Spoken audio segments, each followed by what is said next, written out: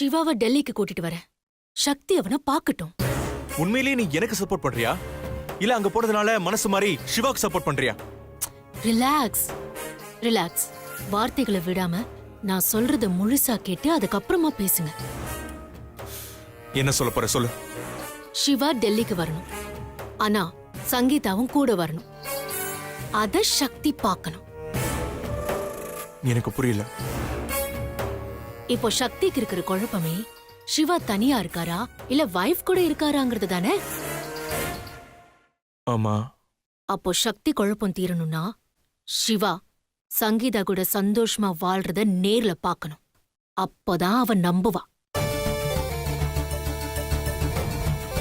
அதோட சிவா சந்தோஷமா வாழ்றாரு, நாம அவர் வாழ்க்கைக்குள்ள போய் அவரோட சந்தோஷத்தை கெடுத்துடக் கூடாதுன்னு நினைப்பா. சிவாவே நெருங்கி வந்தாலும் சக்தி ஒதுங்கி போவா.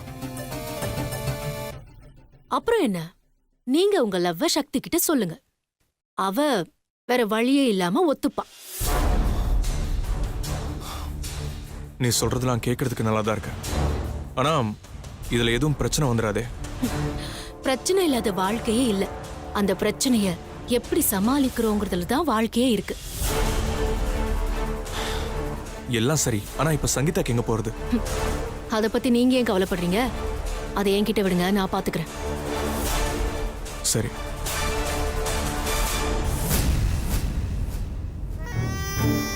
சங்கீதாவை எப்போ எங்க போய் கண்டுபிடிக்கிறது?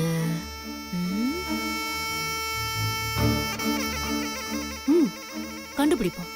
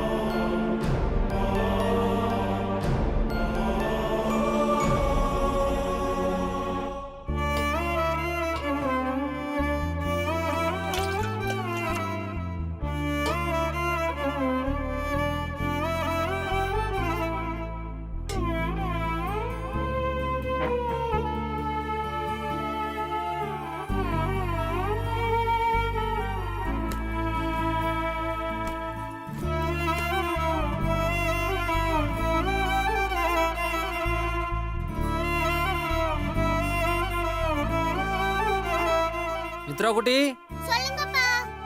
அப்பா ஆபீஸ் போயிட்டு வரேன்டா. ஓகேப்பா.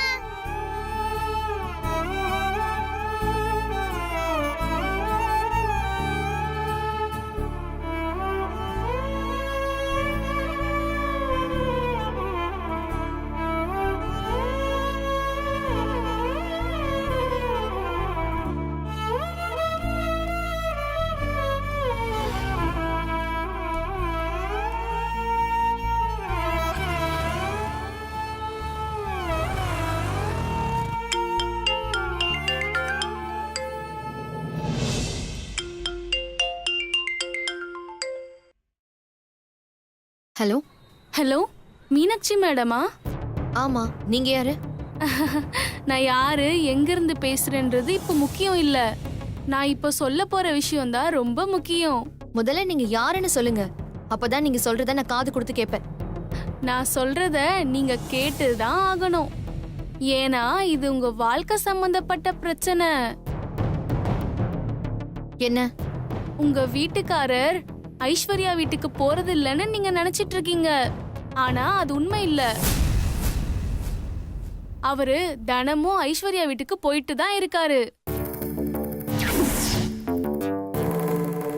ஆ, இப்ப கூட ஆபீஸ்க்கு போறேன்னு ஐஸ்வர்யா வீட்டுக்கு தான் போறாரு.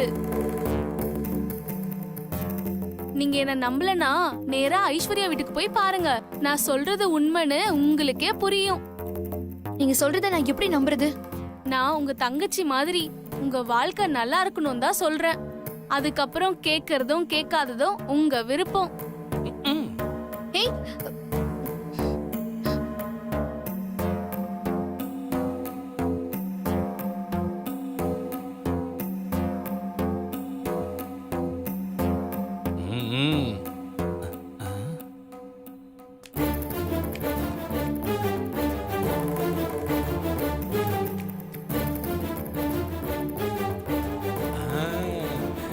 நம்பிட்டாங்க. ஆட்டோ. வலசரவாக்கம் லக்ஷ்மி நகர் போகணும். சரிங்க.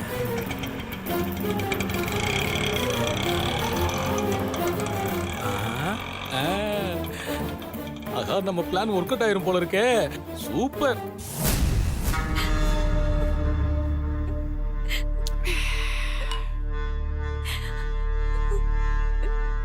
ஏய், என்னடி பத்தினி வேஷம் போடுற? புருஷன் உயிரோட இருக்கும் போதே இன்னொருத்தனை தேடுறியே, உன்னெல்லாம்.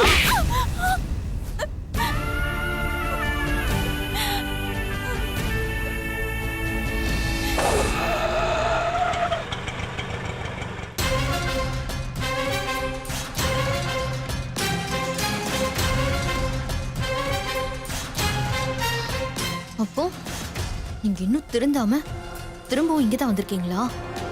அப்படின்னா என்னை விட இவதான் உங்களுக்கு முக்கியமா போயிட்டா. உங்களை இன்னைக்கு என்ன பண்றேன்னு பாருங்க. அண்ணா கொஞ்சம் வெயிட் பண்ணுங்க. சரிங்க.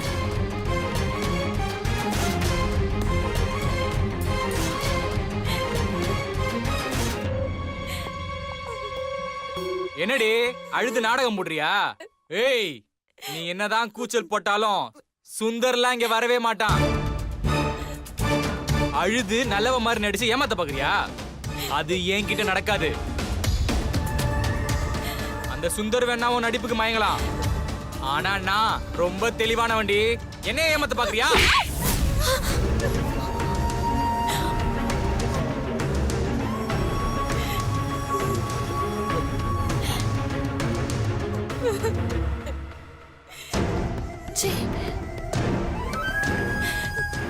ஏங்க இப்படி கொடுமைப்படுத்துறீங்க?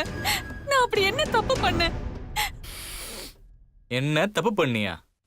புருஷன் நான் ஒருத்தன் குத்துக்கல்லு மாதிரி இருக்க இன்னொருத்தனை தேடி போறியே, அது தப்பு இல்லையா? இல்லங்க, நான் தப்பா எங்கேயும் போல, தப்பா எதுவும் பண்ணல. உங்க டார்ச்சர் தாங்காம நான் தற்கொலை பண்ணிக்க போனேன். சுந்தர் வந்து என்னை காப்பாத்திட்டாரு. ஆமா, அவர் பெரிய பரமாத்மா. கஷ்டப்படுறவங்களுக்கு ஓடி ஓடி போய் உதவி செய்வாரு. ஏய் ஓடி, அவன் கூட போய் குடும்பம் நடத்திட்டு காப்பாத்தினான்னு கதை விடுற. இங்க பாருங்க, நீங்க நினைக்கிறதெல்லாம் தப்பு. எனக்கும் சுந்தருக்கும் நீங்க நினைக்கிற மாதிரி எந்த பழக்கமும் இல்ல. நாங்க நல்ல ஃப்ரெண்ட்ஸ், அவ்வளவுதாங்க. ஃப்ரெண்ட்ஸா?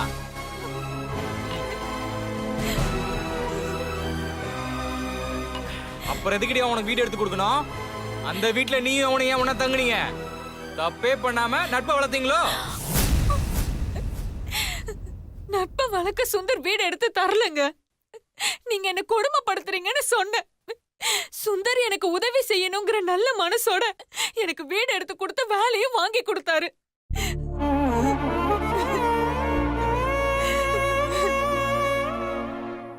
அடியே, எவனாவது காதுல கடுக்கன் போட்டிருப்பான். அவன் கிட்ட போய் சொல்லு இந்த கதைய. இதோ பாரு, பஞ்சும் நெருப்பும் பக்கத்துல இருந்தா பத்திக்க தான் செய்யும். இது காலங்காலமா சொல்ற டயலாகு, ஆனா உண்மையான டயலாகு. ஒரு பொண்ணும் ஆம்பளையும் வீடு எடுத்து ஒன்னா சேர்ந்து தங்குவாங்களாம், ஆனா தப்பே பண்ணாம பழகுவாங்களாம். இத நான் நம்பணும். போடி போடி.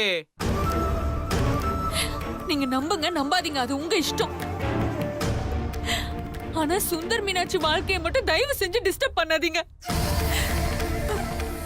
நீங்களே போய் மீனாட்சி கிட்ட நான் சொன்னதெல்லாம் பொய்ன்னு போய் சொல்லுங்க. அவங்கள நிம்மதியா வாழ விடுங்க ப்ளீஸ். உன்னை கல்யாணம் பண்ணதுனால என் வாழ்க்கையே நிம்மதி இல்லாம இருக்கு. அத பத்தி உனக்கு கொஞ்சம் கூட கவலை இல்ல. ஆனா யாரோ மீனாட்சி சுந்தர் வாழ்க்கையை நினைச்சு கவலைப்படுற. நீ எல்லாம் ஒரு பொண்டாட்டியா? பொண்டாட்டிய நடத்தணுங்க. அவ மேல சந்தேகப்படக்கூடாது. அது மட்டும் இல்ல, அவங்க வேற யாரும் இல்ல. மீனாட்சி என்னோட சொந்த அக்கா. ஓ, பாசம் மலரோ?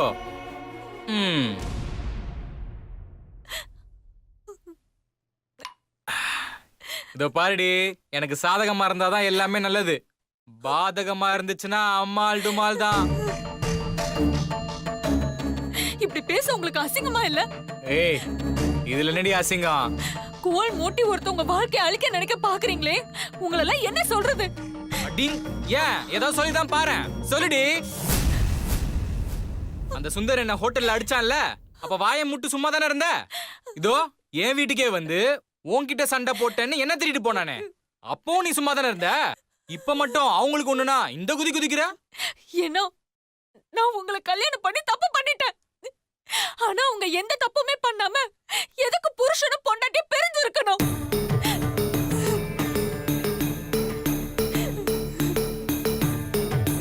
என் வாழ்க்கையில நிம்மதி இல்லாதப்போ அவங்க வாழ்க்கையில மட்டும் எப்படி நிம்மதி இருக்கலாம்? அதுக்கு தான் மீனாட்சி கிட்ட உன்னையும் சுந்தரையும் சம்பந்தப்படுத்தி அசிங்க அசிங்கமா பேசி போட்டு கொடுத்தேன். மீனாட்சி அதை நம்பி சுந்தர ஒதுக்கி வச்சிட்டா. இப்ப தெரியுது அந்த சுந்தருக்கு நான் யாருன்னு.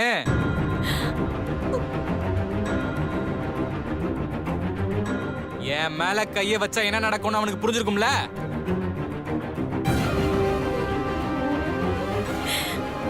ஏய், என்னடி பாக்குற? நான் குடிச்சிட்டு பேசுறேன் மட்டும் நினைக்காத. நான் குடிச்சாதான் உண்மையே பேசுவேன்.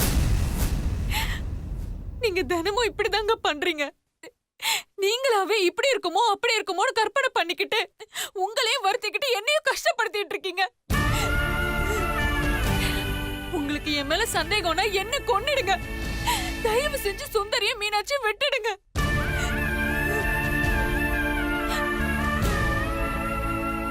எதுக்கு? உன்னை கொண்டு நான் ஜெயிலுக்கு போறதுக்கா? நீயா சாகணும். என்கிட்ட கொஞ்சம் கொஞ்சமா சித்திரவதைப்பட்டு சாகணும்டி. இப்ப என்ன? நான் சாகணும் அவ்வளவுதானே? சரி, நானே சாகுறேன். அதுக்கப்புறமாவது சுந்தரியும் மீனாட்சியும் சந்தோஷமா வாழ விடுங்க. ஓடே.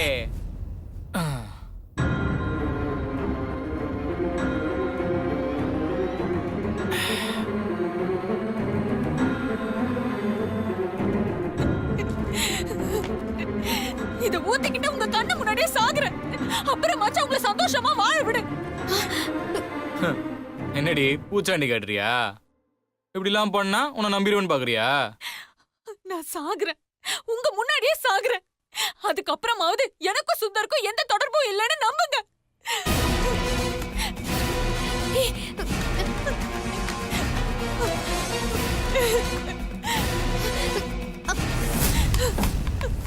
ஐஸ்வர்யா, என்ன பைத்தியக்காரத்தனம் பண்ற? மீனாட்சி இவ எப்ப வந்தா? சரி, நம்ம கேம ஸ்டார்ட் பண்றோம். மேடம், நீங்களே கேளுங்க மேடம். நல்லா கேளுங்க மேடம். நான் எவ்வளவோ சொன்னேன், இவ கேட்கவே மாட்டா மேடம். நான் அப்படி எதுவும் தப்பா கூட கேட்கல மேடம். ஏன் எனக்கும் மீனாட்சிக்கும் துரோகம் பண்ணிட்டு சுந்தர் கூட தொடர்புல இருக்க? அதை விட்டுடு, நாம ஒரு நல்ல லைஃப் வாழலான்னு தான் சொன்னேன். என்ன இவ இப்படி முறைக்கிறா? அதுக்கு நான் சுந்தர் கூட தான் வாழ்வேன். மீறி என்ன நீ தொல்லை பண்ணா நான் தீ வச்சுக்கிட்டு குடும்பம் பண்ணேன்னு உன்னை போலீஸ்ல புடிச்சு கொடுத்துருவேன். அதுக்கப்புறம் நானும் சுந்தரும் சந்தோஷமா வாழ்வோம். மீனாட்சியால எங்களை எதுவுமே பண்ண முடியாதுன்னு சொல்றா மேடம். நீங்களே சொல்லுங்க மேடம், நான் என்ன மேடம் பாவம் பண்ணேன்? பொண்டாடி தப்பானவன் தெரிஞ்சும் திருந்தி வா வாழலான்னு சொன்னேன். என்ன மாதிரி ஒருத்தன் கிடப்பானா மேடம்? கண்டிப்பா கிடைக்க மாட்டான்டா.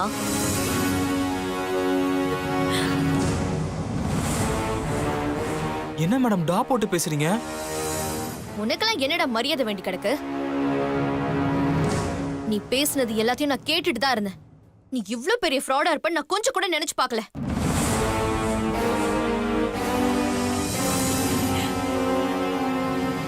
நீ சொன்னதை கேட்டு என் புருஷனையும் ஐஸ்வர்யாவை நான் சந்தேகப்பட்டேன்.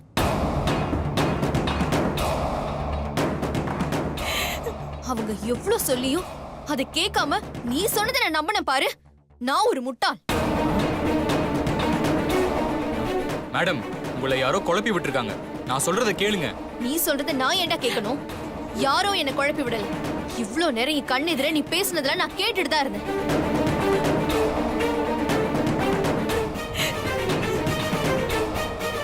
ஒரு பொண்ணு நம்ம வீட்டுக்கு வரானா அவளை ஒரு தாயை போல நடத்தணும். அவளோட இன்ப துன்பத்துல ஒரு நண்பன் போல பங்கு எடுத்துக்கணும். அவளுக்கு ஒரு பிரச்சனைனா தந்தை மாதிரி இருந்து அறிவுரை சொல்லணும். கட்டில்ல மட்டும்தான் அவளுக்கு புருஷனா நடந்துக்கணும்.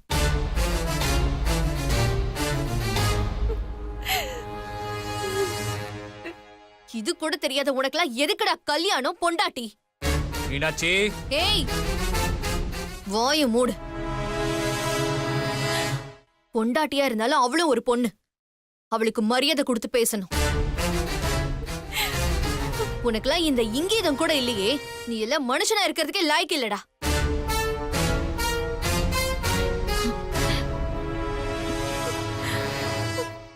என்ன மன்னிச்சிடு ஐஸ்வர்யா.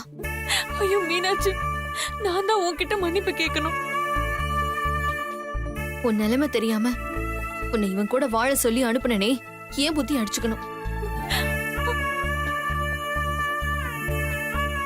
இனிமே ஒரு நிமிஷம் கூட நீ இவன் கூட இருக்க கூடாது. இப்பவே வா, ஏன் வீட்டுக்கு போலாம். இவன் ஒரு சைக்கோ. எப்போ வேணும்னாலும் என்ன வேணும்னாலும் செய்வான். இப்படிப்பட்ட சைக்கோவே உயிரோட இருக்கும்போது இவனுக்காக நீ எதுக்கு சாகணும்? உன்னோட அருமை தெரியாத இவன் தான் இந்த உலகத்துல இருக்கிறதுக்கே அருகதை இல்லாதவன். நீ வா ஐஸ்வர்யா, போலாம். இல்ல மீனாட்சி, வேண்டாம். நான் சொல்றேன்ல, என் கூட வா. ஏய், என்னங்கடி ரெண்டு பேரும் சேர்ந்து நாடகம் ஆடுறீங்களா? என்ன மீனாட்சி, உன் புருஷன் இங்க வந்து கரெக்ட் பண்ண முடியாதுன்னு உன்னை அனுப்பி கரெக்ட் பண்ண சொன்னானா? நீதான் இவங்களுக்கு மாமா வேலை பாக்குறியா? என்னடா சொன்ன?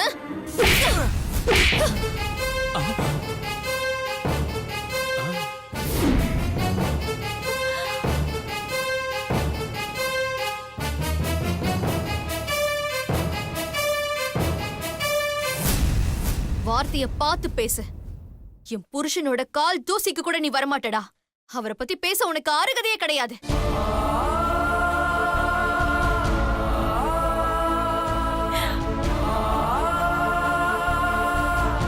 இதுதான் உனக்கு லாஸ்ட் வார்னிங். இன்னொரு வாட்டி என் புருஷனை பத்தியோ என் தங்கச்சி ஐஸ்வர்யாவை பத்தியோ பேசுன, நான் அப்புறம் மனுஷியாவே இருக்க மாட்டேன்.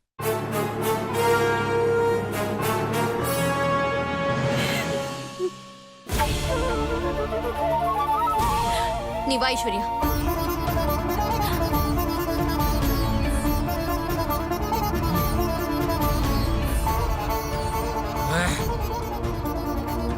ஆட்டோல ஏற ஐஸ்வர்யா.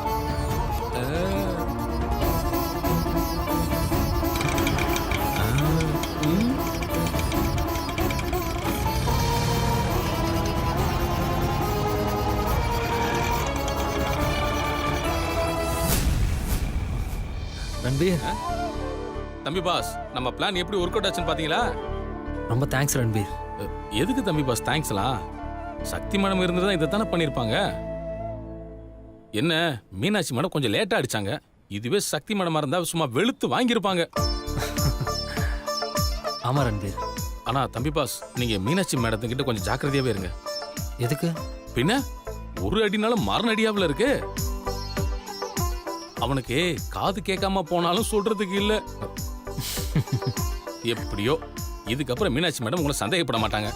அது போதும் நமக்கு.